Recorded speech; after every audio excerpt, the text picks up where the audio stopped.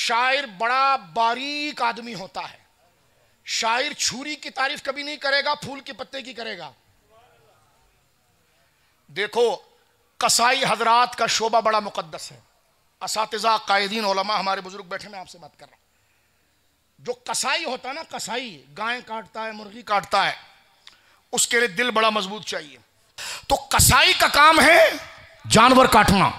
लेकिन अगर आप किसी शायर को, जो शेर शायरी लिखता है ना, उसको अगर आप कहें मुर्गी काटे तो नहीं काट पाएगा, और जिसने काट लिया तो अच्छा शेर भी नहीं लिख पाएगा।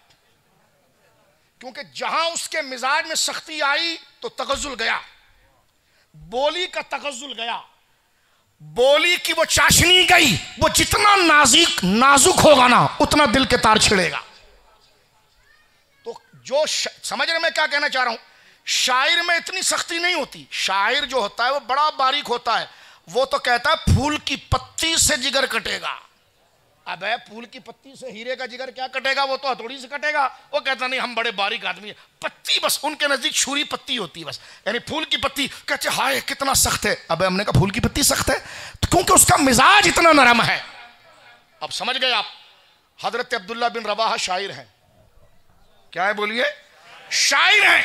लेकिन जब हुजूर को देखा तो फरमाया लौ लम तकुन फीही आयातुम मुबय्यना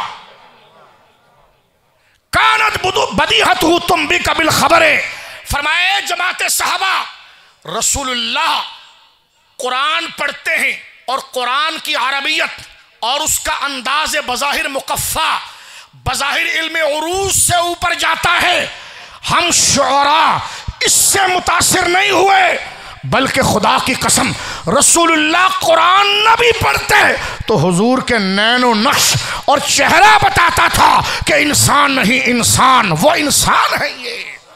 और कुरान ने कहा जनाब रसूलुल्लाह की जिबिल्लत, तबीयत, तबाए ऐसी नफीस है, अकल खुदा ने ऐसी कामिल अता फरमाई है।